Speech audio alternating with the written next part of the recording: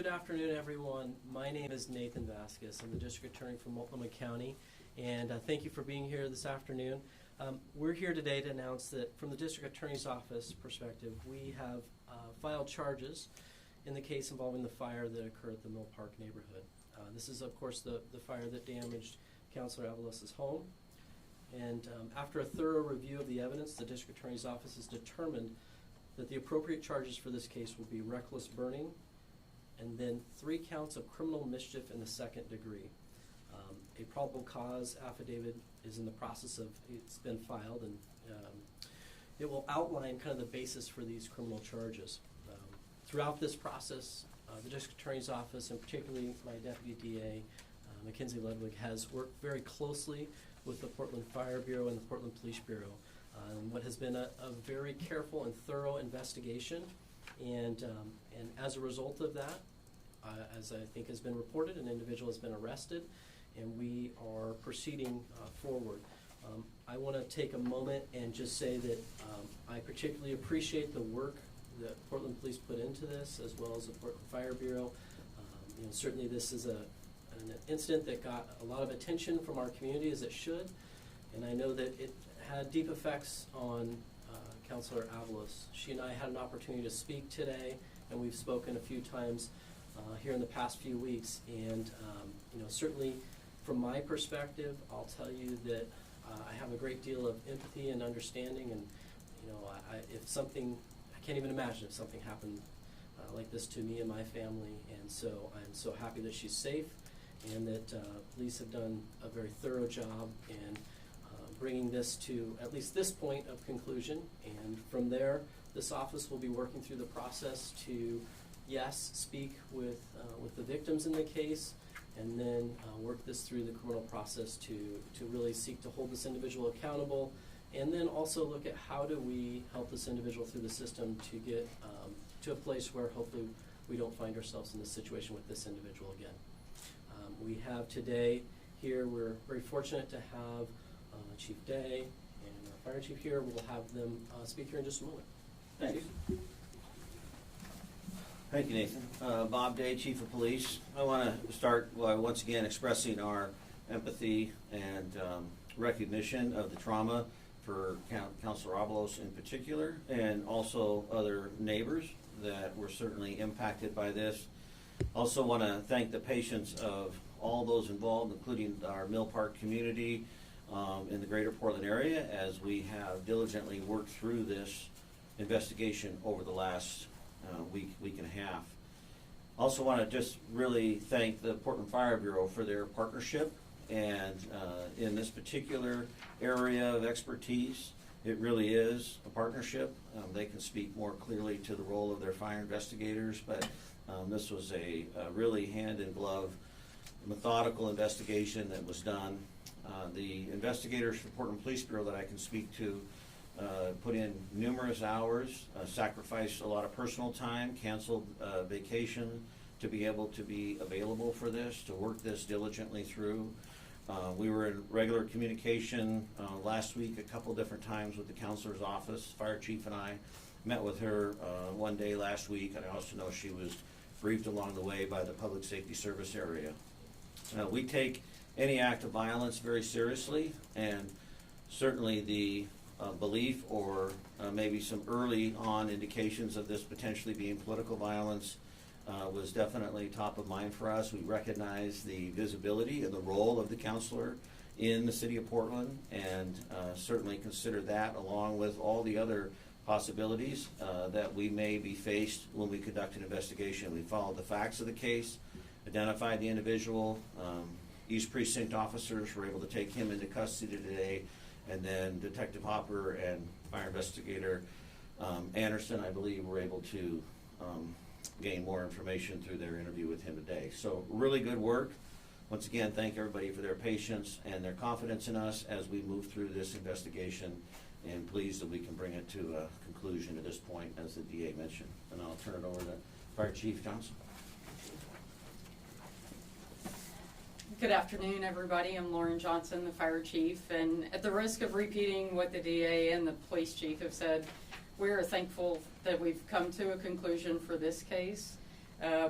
And I want to thank both the partners that we've got in the Police Bureau and the partners at our county and throughout the city who have kept information flowing in all directions, really, to provide as much information about this case as we could as that time went on and eventually led us up to here today.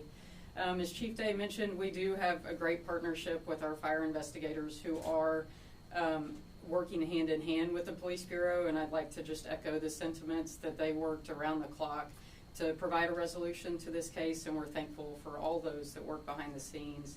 And again, just really express our condolences to those who were affected by this incident and want them to know how important it is to us to continue to work to keep their community and all of Portland safe. Thank you. As I had stated earlier, I had an opportunity to speak with Councilor Avalos, and she asked that my office read a statement that she prepared. She was certainly invited to be here today as well. And the last thing I'll do is just echo the sentiments of the working relationship, as I personally work with these particular investigators, and they do excellent work for our community. If it's okay, can we send the statement, or do you want me to read it? I'll read it just because she asked that it be read. So if you'd like, I'm happy to read it. Okay, thank you. I didn't bring my glasses. All right. Can I have it back from you then? Yes. All right. And I believe that Councilor Avalos will send it out as well. This is the statement that was sent to me today from Councilor Avalos. After speaking with District Attorney Vasquez this afternoon and learning more about the arrest of Vashon Locust, I have a clear understanding of what happened and the conditions that led to the fire at my home. I'm still learning about Mr. Locust and don't want to speak about him as an individual yet, but I do hope to connect with him when the time is right. I want to thank the investigators for their careful work, and especially DA Vasquez for taking the time to outline what options exist to ensure Mr. Locust receives the help he needs. When I asked for patience and cautioned against speculation last week, it was because we are living in a moment where deeply rooted preconceived ideas about homelessness are being reinforced and weaponized against our most vulnerable neighbors. Across the country, we're seeing the dehumanization of people experiencing homelessness pushed at the highest levels of power, used to justify cruelty instead of care, and that national climate inevitably shapes how we see and treat one another here at home. This was an act that caused real harm and disruption to my life and others, and it's important that we find a path forward that centers both healing and responsibility, but it's also a reminder that far too many of our neighbors are living in crisis, people navigating untreated mental illness, addiction, and poverty in a system that failed to catch them before they fall. My hope is that we can hold space for both compassion and accountability and recommit to addressing the conditions that make tragedies like this possible in the first place. It's a statement of Councilor Avalos. At this time, if it's okay, we'll make some time for questions. Go ahead. Early Akbazi with 26 News. Happy to see you all here, and thank you for sharing all of the information. I know that this was a pretty high-profile case. It made a lot of headlines of a potential arson at first, and I just want to make sure that we're clear.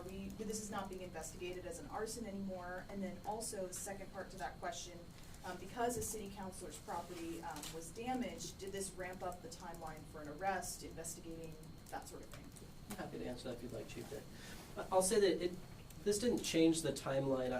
Having worked with these particular investigators before, they are very diligent, and what they have always exhibited is an interest in that when a fire happens, they quickly try to get right to not just the cause of the fire, but what led up to it and all those things. So I've seen that done countless times before. And then the first part of your question was kind of the arson component. Certainly this was investigated as an arson. As is with all criminal investigations, they're looking to follow the evidence, and through the course of this investigation, it was determined that a reckless burning was the appropriate charge, and kind of how this played out in this particular scenario. Mr. Vasquez, Chief Day, we've been scouring the court record, and it's clear that there was many interactions between law enforcement and the suspect in this case prior to today. Is this a revolving door of justice? I mean, we're seeing clearly many of prior contacts, treatment plans, mental health treatment, and yet here we are today. So this isn't a revolving door. This is one where we've spent a lot of time really trying to address the mental health issues. And I think this case is, I don't want to overstep on this particular individual, but there is a greater issue within our community, and that's mental health and the complexity that goes into that.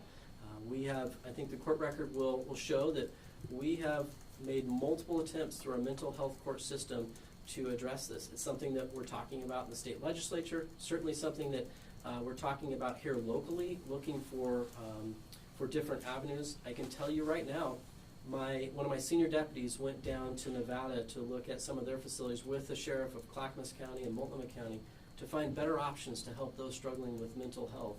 And so it's an issue that we are intensely working on, and I think this case highlights some of those challenges. But this isn't a situation of a revolving door of justice. I think it's the complexity of mental health. Chief, anything to add? No, I think you covered it. I think that's fine. Well, if I could ask you a follow-up, sir. My understanding is arson investigators, perhaps this is a better question for the fire bureau, did speak with the suspect in this case, and he cooperated and offered a statement. Can you just one of you can relay a little bit more about what he said? I mean, it sounded like he was trying to stay warm or something like that. I'm not gonna comment on the details of the investigation at this point. I don't wanna speculate. I haven't been in those investigative rooms. I just have been briefed on the fact that we have an arrest and we've developed probable cause and submitted that to the DA's office, but I don't want to speculate right now on what he said. We'll be sharing that more as we go forward through the court process. Totally understand that, Chief, but of course motive is such a huge community concern with this case, so is there anything you can add on that? Yeah, we're comfortable based upon the information we received that as outlined in the charges, and I'd certainly defer to the DA for that explanation, but reckless burning is not arson, and so we're definitely comfortable in those charges based upon all the information, including the interview that was done earlier today. Yeah, and I'll tell you just so that there's no spoiler here, well, I guess this is a spoiler, is that the probable cause affidavit will address that directly. It will tell you exactly kind of the discussion that those investigators had with him. This is a court document, obviously, we're filing for the probable cause, so it'll be a matter of public record, but in there, this individual talks about the need for a warming fire on a cold night. There was a fire that got out of control. It wasn't, there was no political motivation. There was nothing that indicates he had any knowledge of who lived in the area even. Thank you. I have a question kind of bouncing off of that. This might be a question for you guys as well. High homeless population here in Multnomah County. You can't ignore that, and we're entering the colder winter months, and people are using fires to keep warm, and maybe space heaters. And how often do you see maybe incidents like this? Maybe not to this extent because this was a pretty big deal, but how many incidents do you see around this time of year related similar to this? Sure. Now, I'm happy to defer to the fire chief. I've looked into this myself, but however you'd like. Yeah, no, I'm happy to answer that just because Chief, preparing. could you come to the microphone, Yes. please? Thank you. Sure.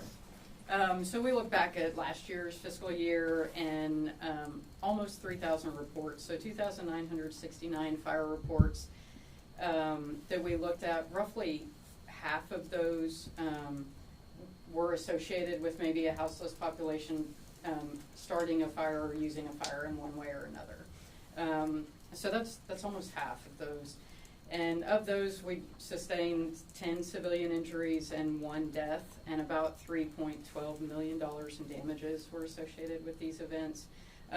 Most of those things are fires that are started in rubbish, trash, or some kind of waste fire. I think that answers my question. If you want to bounce off that, whatever you want to say to that. I mean, I think that really speaks for itself in the sense that we have been talking about immensely within the city what to do in this situation, and I know that the mayor is obviously very concerned, and this office has expressed support with the idea of we want to get people off the streets, into shelters, into a safe living environment where we don't have these situations with these fires. I would say that when I hear those numbers of well over 1,000, it's shocking, and I think for this community, no one wants to see people that are living in a condition where it's so dangerous, particularly when we're talking about tents, cold, severe weather. We want to see people get into a healthy and safe condition. When it comes to a situation where someone maybe is witnessing somebody burning something or recklessly burning, how should that person approach it? Should they contact police or should they contact fire department? How is that since we're going into this cold season? I'll grab this one. It's a 911 call, and it should they should request, a fire response. I know the 911 operators do a great job of kind of filtering through and making that determination, but when we're seeing fires out there, and I get emails, contact about it, and I redirect people to have a response, because we want to make sure that doesn't get out of control and get to a situation just like this where people's lives are greatly harmed. Anybody else? Going, gone. Thank you, All right. everybody. for Thank you. coming. Thank you, everyone.